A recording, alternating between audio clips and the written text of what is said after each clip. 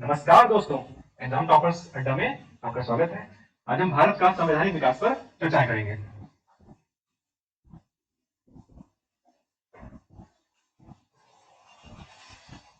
भारत के संवैधानिक विकास के पूर्व हम जानेंगे कि भारत में ब्रिटिश सरकार की, जो ब्रिटिश कंपनी की दृढ़ता मजबूत होती है, जो ब्रिटिश कंपनी अपना पांव जमाती है भारत में, उसका क्रम मजबूत युद्ध जो रहे उनकी बात करते हैं। तो पहला युद्ध प्लासी का युद्ध जो कि 1757 में होता है, यह अंग्रेजों की कूटनीतिक तो विजय का परिणाम था, कूटनीतिक शक्ति का परिणाम था। तथा दूसरा आता है बक्सर का युद्ध, जो कि अंग्रेजों की कुशल सैन्य शक्ति का परिणाम था। इसके पश्चात जो सरकार होती है, जो कंपनी होती है, वो 1765 में इलाहाबाद की संधि करती है। इलाहाबाद की संधि होती है तथा 1765 से 1772 तक बंगाल में द्वैध शासन रहता है। बंगाल में द्वैध शासन व्यवस्था रहती है। तो चलते हैं संवैधानिक विकास के क्रम में 1772 द्वैध शासन व्यवस्था समाप्त होती है तथा रेगुलेटिंग एक्ट 1773 प्रारंभ होता है। इस अधिनियम के माध्यम से पहली बार ब्रिटिश कैबिनेट को भारतीय मामलों पर नियंत्रण रखने का अधिकार दिया गया। यह ब्रिटिश सरकार का प्रथम कदम था जिसने कंपनी पर अपना नियंत्रण स्थापित करा। गवर्नर जनरल के बारे में कुछ चर्चा है यहाँ पर। तो जब जो बंगाल का गवर्नर था, अब वह बंगाल का गवर्नर जनरल कहा जाने लगा तथा उसकी परिषद में 4 सदस्यों को जोड़ा गया। गवर्नर जनरल प्लस 4 सदस्य का एक परिषद गठन हुआ। वॉरेन हेस्टिंग्स भारत के प्रथम गवर्नर जनरल बन गए। वॉरेन हेस्टिंग्स भारत के प्रथम गवर्नर जनरल तथा बॉम्बे और मद्रास के गवर्नर अब बंगाल के गवर्नर जनरल के अधीन कार्य करेंगे। यानी कि जो भारत के अंतर्गत कंपनी की जो अन्य प्रांतों में सरकार थी, वह अब बंगाल के अधीन आ गई। यानी कि भारत में कंपनी का केंद्रीकरण व्यवस्था प्रारंभ हो गई, जो कि केंद्रीकरण व्यवस्था 1833 में अपने चरम में पहुंच जाती है। इसी के तहत 1773 के तहत सुप्रीम कोर्ट की स्थापना होती है 1774 में, जिसके प्रथम चीफ जस्टिस थे सर इलीजा इम्पेजी।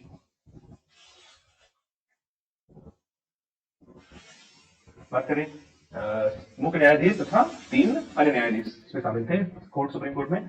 वर्ष 1781 में एक और अधिनियम आता है जिसके अंतर्गत गवर्नर जनरल की जो परिषद है उसको न्यायालय के अधिकार क्षेत्र से बाहर कर दिया जाता है। न्यायालय के अधिकार क्षेत्र से बाहर कर दिया गया गवर्नर जनरल की परिषद के सदस्यों को।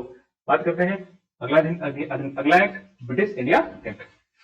ब्रिटिश इंडिया एक्ट महत्वपूर्ण एक्ट रहा है।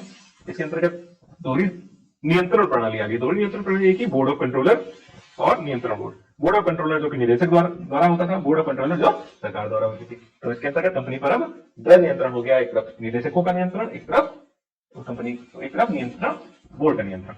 बात करते हैं 1786 के अधिनियम की। 1786 अधिनियम के तहत गवर्नर जनरल को कमांडर इन चीफ की पावर दी गई तथा गवर्नर जनरल को परिषद के किसी भी विषय पर वीटो करने का अधिकार प्रदान किया गया।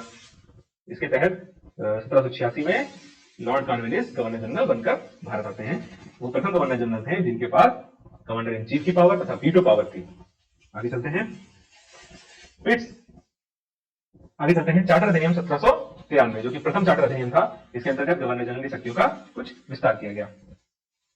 बात करेंगे चार्टर अधिनियम 1813। मुख्य बातें से सुनेंगे। नेपोलियन उस समय यूरोप में नेपोलियन काफी वर्चस्वशाली, बहुत शक्तिशाली था। उसकी कॉन्टिनेंटल जो व्यवस्था थी उसके अंतर्गत जो अंग्रेज के व्यापारी थे वो परेशान हो गए थे, जिस कारण से अन्य व्यापारियों को व्यापार करने के लिए जगह नहीं मिल पा रही थी, मार्केट बाजार नहीं मिल पा रही थी और लगातार वो सरकार पर प्रेशर कर रहे थे कि उनको पूर्व की ओर व्यापार करने की अनुमति दी जाए।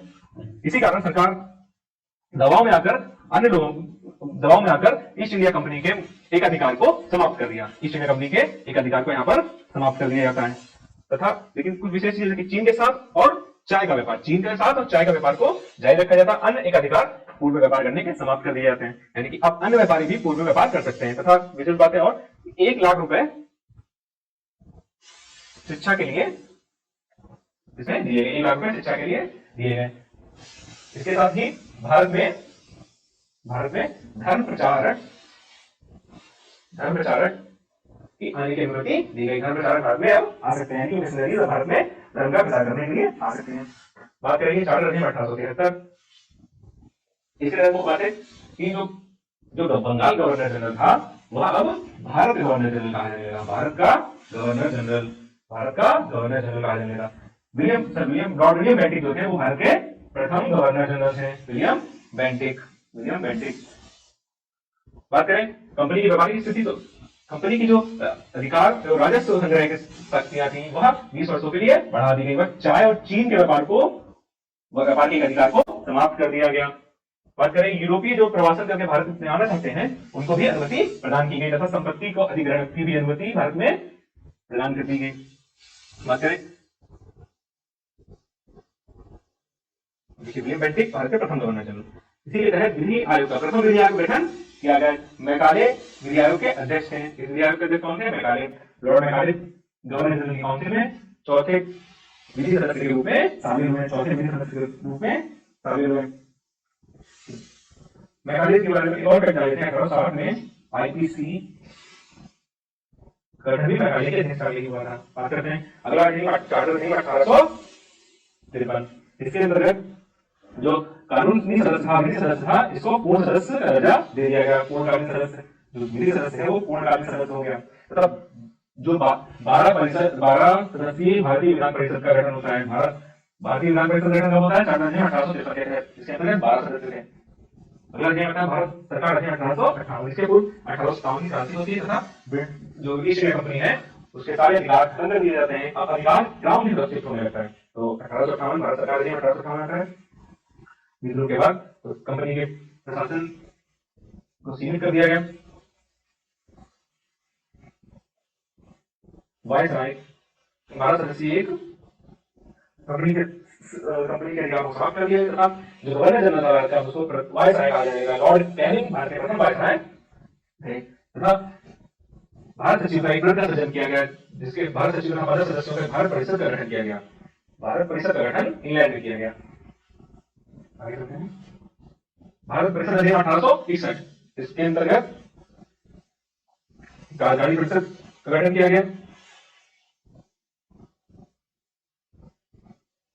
तथा पोर्टफोलियो व्यवस्था लॉर्ड कैनिंग की पोर्टफोलियो व्यवस्था प्रारंभ की गई। आपातकाल पर अध्यक्ष बनाने की शक्ति गवर्नर वायसराय को प्रदान की गई तथा जो केंद्रीकरण हुआ 1833 तक उसको पुनः विकेंद्रित कर दिया गया। बॉम्बे और मद्रास प्रेसिडेंसियों को पुनः कानून बनाने की शक्तियां प्रदान की गई। अभी चलते हैं 1892 अधिनियम। इसके तहत बजट पर 12 सदस्यीय परिषद है उसको विचार विमर्श करने का अधिकार दिया गया। बात करेंगे भारत परिषद अधिनियम 1909। इसको मांडे मिंटो अधिनियम कहते हैं। यह अरुणडेल कमेटी की सिफारिश पर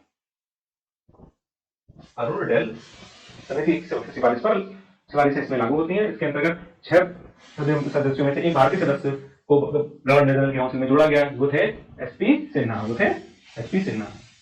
बात करते हैं इसके अंतर्गत मुख्य रूप से सांप्रदायिक प्रतिनिधित्व की बात आती है। सांप्रदायिक प्रतिनिधित्व जो प्रारंभ होता है वो 1909 के अधिनियम से होता है। इसके अंतर्गत मुस्लिमों को पृथक निर्वाचन मंडल दिया गया। आगे बात करें भारत शासन अधिनियम 1909 जिसको मॉनिटरी स्पोर्ट्स सुधार कहा जाता है। इसके अंतर्गत सिखों, यूरोपियों और एंग्लो इंडियनों को सांप्रदायिक प्रतिनिधित्व या पृथक निर्वाचन मंडल में शामिल किया गया था। यूपीएससी का लोक सेवा आयोग का गठन किया गया जो कि 1926 में इसका गठन होता है। बात करें प्रांतों में द्वैत शासन व्यवस्था लागू होती है जिसके अंतर्गत आरक्षित विषय व हस्तांतरित विषय थे। केंद्र में सेंट्रल में द्विसदनीय विधानमंडल बाइकैमरल व्यवस्था लागू होती है। अपर लोअर हाउस व अपर हाउस। 1919 अधिनियम के तहत प्रथम बार प्रत्यक्ष चुनाव की प्रक्रिया अपनाई गई। 1919 के तहत अपनाई गई। बात करेंगे भारत शासन अधिनियम 1935 के बारे में।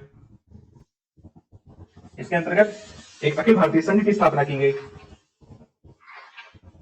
केंद्र में द्वैत शासन व्यवस्था लागू की गई। अखिल भारतीय संघ की स्थापना और प्रांतों में स्वयं शासन समाप्त करके प्रांतों की स्वायत्तता बढ़ाई गई तथा बर्मा को भारत से अलग कर दिया गया।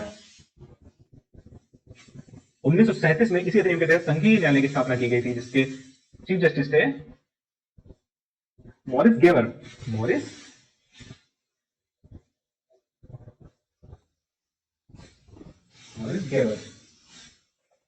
इसी के अंतर्गत यूपीएससी की स्थापना 1919 के तहत 1926 में हुई थी। अब प्रांतीय सेवाओं के लिए आयोग की स्थापना होती है तथा 2 संयुक्त प्रांतों के लिए एक संयुक्त लोक सेवा आयोग का भी गठन किया जा सकता है तथा आरबीआई की स्थापना भी इसी के अधिनियम के तहत हुई थी तथा दलित जाति महिलाओं और मजदूरों को भी पृथक निर्वाचन मंडल में शामिल किया गया।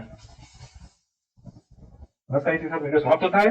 सब्सक्राइब करें, शेयर करें। नमस्कार।